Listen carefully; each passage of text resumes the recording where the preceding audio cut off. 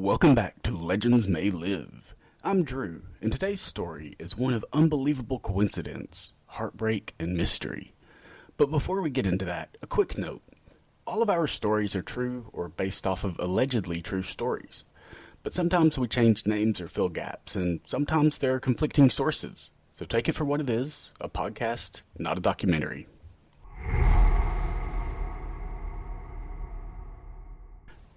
On January 6th, 1982, in the Colorado Rockies, police spot a faint distress signal through the heavy snow and sharp winds.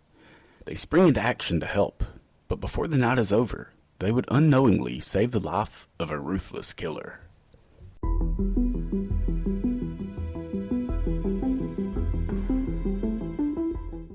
On January 6th, 1982, Breckenridge, Colorado, in a small ski town surrounded by mountains, Barbara Jo Oberholzer, or Bobby Jo to everyone who knew her, had just gotten a well-deserved promotion. Bobby Jo was bright, driven, and the kind of person people didn't forget. She had been working as a receptionist at a local real estate company, and with her bubbly personality and kind heart, she always left a lasting impression. It's that attitude, along with her intelligence, that had just gotten her a promotion to office manager. She was thrilled, and everyone was excited for her. So after work, she threw on her boots and favorite jacket and headed into town to toast with friends. Normally, her husband Jeff would have joined, but as excited as he was to hear the news, he was working late. So she rode with a coworker to the village pub. It was a kind of cozy spot nestled right in the heart of Breckenridge. She walked in, sat down, and ordered her favorite drink as more of her coworkers and friends slowly filed in for the evening. And the rest of the evening was filled with laughter, talks of the future, and just this really great time for everyone. And when it was time to head home, around 7:30, she did something people did all the time in that part of Colorado. She decided to hitchhike. Later that night, around 10 o'clock, Bobby Jo's husband Jeff pulled into the driveway. He was tired, but still ready to stay up and congratulate his wife on her new role. He parked the car, got out, and walked to the front door, but as he pushed it open, it was dark inside. He wondered if she had already gone to bed. He was a little surprised she didn't stay up to talk, but all in all, it was a long day, and he understood. So he quickly got ready for bed, but as he entered their bedroom, he's hit with confusion. Bobby Jo wasn't there. He called out for her, but there's no answer. He went room to room, and finally he had to accept that she just wasn't home. Jeff is immediately concerned. It's not that late yet, but it's still nothing like Bobby. This was a Wednesday night. She had just gotten a promotion and had work the next day. She was never one to stay out all night, and though this was a special occasion, she was far too practical to start now. She wouldn't want to be tired in the morning. She would want to be well-rested and fresh, if anything. So Jeff started calling friends and family, anyone who he could think of, to try to find Bobby Jo. Some of her friends said that, yeah, they had been with her, but she left around 7:30 or 8. They say she left alone, hitchhiking like she had done countless times before, but no one had seen her since. Jeff was growing more worried with every passing hour. So by morning he called the Summit County Sheriff's Office, and right away they sprung into action. They started with taking Jeff's statement, then moved to calling her friends and family, and all of them confirmed what Jeff had already told the police. Then they moved to investigate her home. They confirmed that the car was still there, so they could confidently say that she didn't get home and drive away off into the sunset. So from there, police began checking roads and routes between the village pub and her home in Alma, Colorado, about 20 miles away. And when they did, they found some of her belongings scattered along Highway 285 and Hoosier Pass. There was a glove, a bloody tissue, her backpack, and a single orange sock. They knew they were on the right track now, so invigorated and with a heightened sense of urgency, police continued scouring the area. And it didn't take long until the search would lead them to Hoosier Pass, about halfway between Bobby's home and the bar. As they covered the area, the officers would notice something protruding from the snow. As they approached, their hearts sank. It was the body of Bobby Jo, and she was obviously deceased.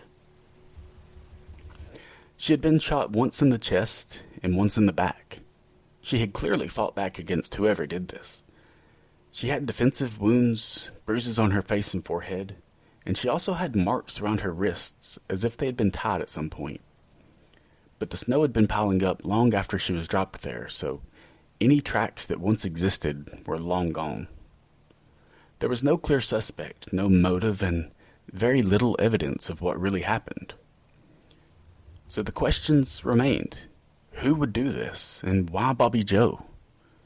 The only thing investigators knew for certain was that somewhere out there, a killer had vanished into the cold, and the investigation was struggling.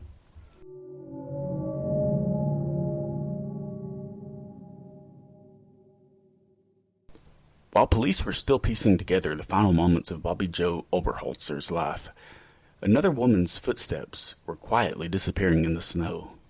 Her name was Annette Schnee. She was 21 years old, soft-spoken, independent, a hard worker. She had grown up fast, a quiet girl from Wisconsin who moved to Colorado, chasing something new.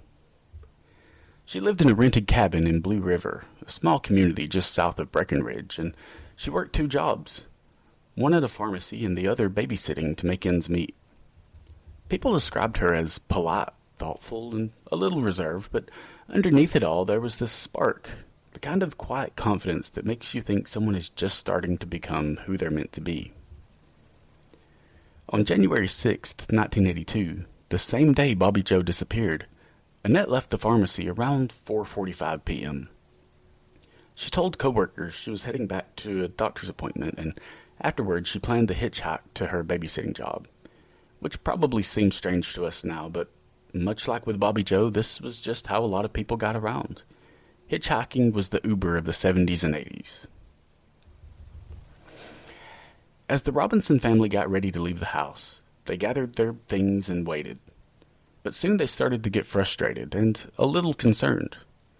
Annette was late, which was very out of character. Then another 30 minutes go by and she's still not there. The Robinsons decide, okay, maybe she's just forgot she was supposed to come today, and this is just really not like her, so we'll just have to reschedule our plans, but we're going to have a really good talk with her about this. But the next day, she didn't show up for work either. Coworkers knew this was not like her at all, so they tried to call Annette, but no answer. Then they called around and quickly learned that she had missed her babysitting appointment and doctor appointment too. They were immediately concerned, and her manager called the police to report her missing. Police opened a file immediately and began making calls and retracing her steps, but there were no tracks to follow. No glove in the snow or blood on the highway, just a girl who never made it to work. The case was at a standstill before it ever started. In the beginning, no one made a connection between the 2 women. Bobby Joe was 29, Annette was 21. Bobby Joe was married and working in real estate, while Annette was single and balancing part-time jobs. They didn't know one another and didn't run in the same circles. And yet, they both vanished on the exact same night from the same area while hitchhiking.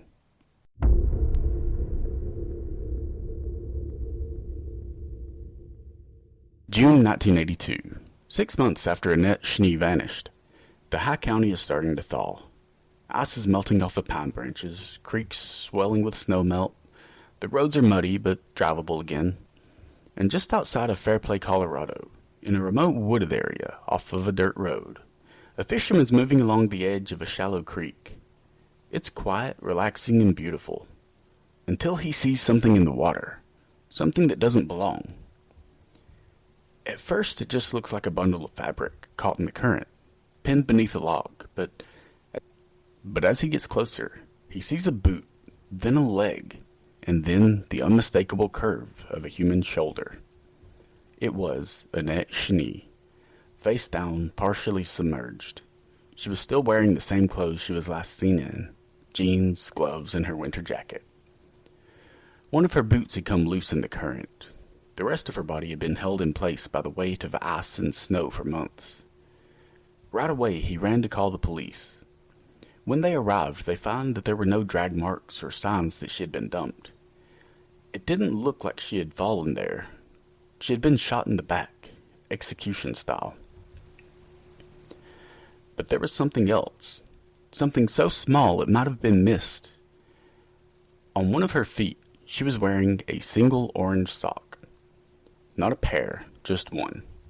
And investigators immediately recognized it, because they had found its match back in January at the scene of Bobby Joe's murder.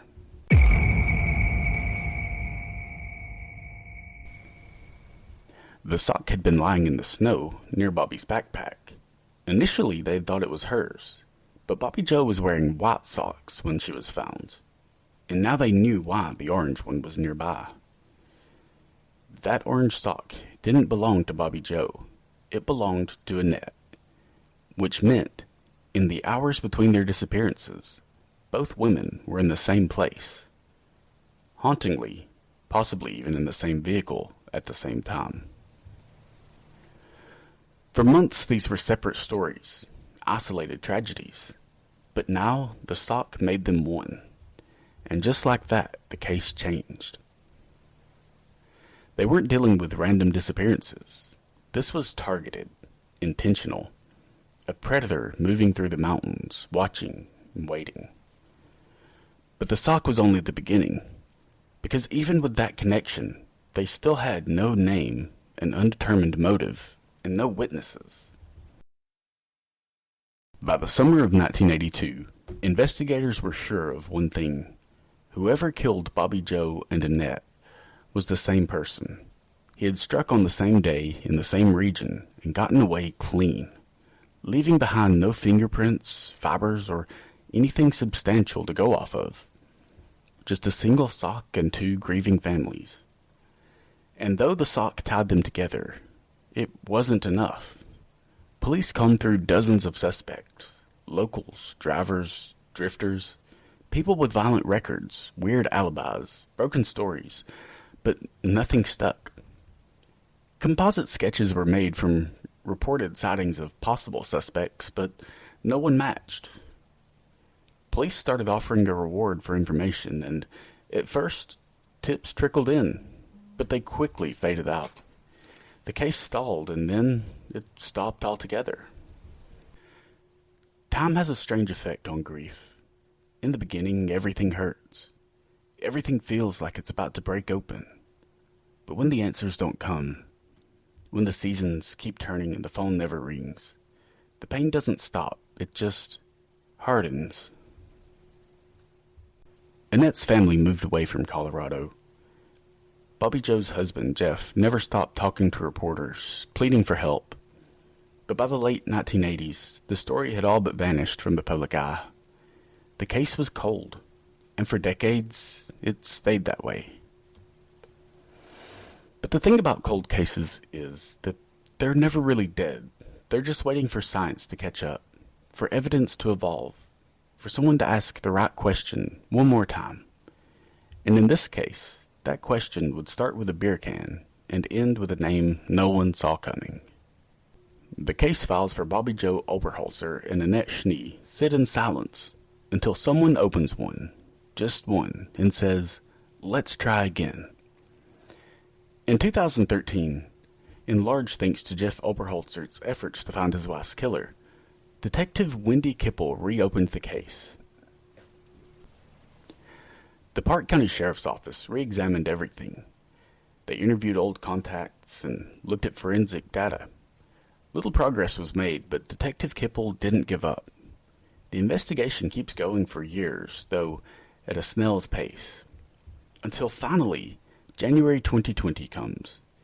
And it seems like a whole different world than the 80s. The snow still falls over Breckenridge, but now we have satellites watching. Genealogy sites mapping bloodlines. DNA tests seem to peer backward in time. Decades earlier, investigators had preserved semen recovered from Annette Schnee's body, and blood from the glove found near Bobby Joe. At the time, it meant nothing. The technology to connect it to anyone just wasn't there yet. But now, Forensic genealogy could build a family tree from a single sample. Not just a hit in a database, but an entire genetic map stretching out like roots. The samples sent to United Data Collection, a private lab specializing in cold case genealogy. They extract the DNA profile and start comparing it to the online database. No direct matches, but they did find third cousins, great uncles, and other distant ties. Then, slowly and painfully, they started building backwards, piece by piece. And after sifting through countless marriage records, census reports, and birth certificates, a name emerges. Alan Lee Phillips. Phillips was a 70-year-old mechanic. He's a longtime resident of Clear Creek County, and in 1982, he was living in the area. But before they confront him, investigators want to be sure. So they follow him and wait. He has no idea that detectives are watching. Days turn into weeks. They track his routines. As he visits gas stations, hardware store, and goes about his normal daily life, police are getting nowhere. Until one day, he finishes a beer and tosses the empty can into a public trash bin, then walks away. He has no idea he's just sealed his fate. Detectives move in and retrieve it. The lab tests it.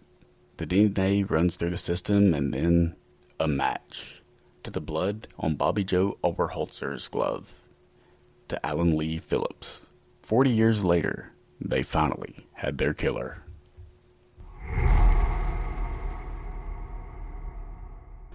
After 39 years, the sock, the bodies, the silence, all of it pointed to one man. Alan Phillips had gotten away with murder for decades until one beer can dragged him back. But when investigators started digging into his past, they realized something else. He had almost been caught that night. In fact, in one of the most chilling coincidences in true crime history, they rescued him. On January 6, 1982, the same night that Bobby Joe Oberholzer and Annette Schnee vanished into the dark, Alan Lee Phillips was rescued. Not arrested, not questioned, but rescued. It was just after midnight when a dispatcher picked up a strange signal, a distress light blinking in Morse code.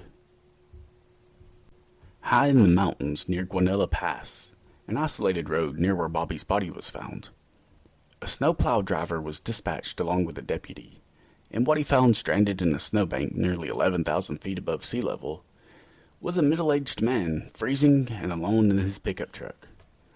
That man was Alan Phillips. He told rescuers he had just gone out for a drive, and when the blizzard hit, he lost sight of the road, panicked, and ended up taking one wrong turn after another until he had gotten completely lost. The snowplow driver just chuckled and remarked how lucky he was that someone saw his signal as they helped dig him out. They let Phillips warm up in the front of the cruiser for a bit and then sent him on his way. No one thought twice about it. Not until decades later, when investigators re-examined the report and realized something gut-wrenching. He had been pulled out of the same mountain pass where Bobby Joe was killed just hours before, and by some of the same authorities who were about to start looking for her. He wasn't hiding. He was almost caught and didn't even flinch. In 2021, after matching the DNA and reviewing the evidence, authorities arrested Phillips at his home in Clear Creek County. Neighbors described him as quiet, polite, and just generally unremarkable. Just a mechanic living his life like anybody else. But behind that past was a trail of silence and snow, finally melting into truth. Phillips pled not guilty and tried to explain it all away, but the jury didn't buy it. The blood on Bobby Joe's glove linked Phillips to her death, and the semen linked him to Annette's murder. In September of 2022, after a lengthy trial, Alan Lee Phillips was found guilty of both murders and sentenced to life in prison. For 39 years, he kept his secret, lived his life, built a family and a business, all while the families of Bobby Joe and Annette waited for justice. In September of 2022, it had been 40 years since the two women disappeared in the Colorado winter. 2 lifetimes lived in shadow, 2 families waiting, hoping for someone to say, "We see you, we know what happened." Now they finally get to hear it in a courtroom. Alan Lee Phillips sits at the defense table, now his once brown hair gray and his skin filled with wrinkles. The years have caught up with him, and justice finally has too. The prosecution lays out the evidence. DNA recovered from Annette Schnee's body, the beer can that confirmed the match, the rescue report placing Phillips in the mountain the night of both women's murders, and the final piece, that orange sock linking 2 lives, 1 killer, and a day that had gone unexplained for decades. Witnesses testify, members of the family speak. Bobby Joe's husband, Jeff Oberholzer, who never stopped talking to the press, never stopped believing that someone would be held accountable, sits through every minute. So does Annette's family. They flew back to Colorado to be there, to see the man who took her, to hear the jury say the words they had been waiting for. Guilty. Phillips is sentenced to life in prison without the possibility of parole. There's no celebration in the courtroom, just long, quiet exhales and tears. Grief that's aged but never truly healed. Because justice doesn't bring people back, it just helps to honor their memory. Barbara Bobby Joe Oberholzer was 29 years old. She was a wife, a friend, a woman on the cusp of a new chapter, celebrating a promotion the night she disappeared. Annette Schnee was 21, a daughter, a caretaker. She worked 2 jobs and dreamed of something more. They didn't know each other, but their lives crossed paths. In a car with a man neither of them should have trusted. On a road where no one heard them scream. On a night when the world stayed silent.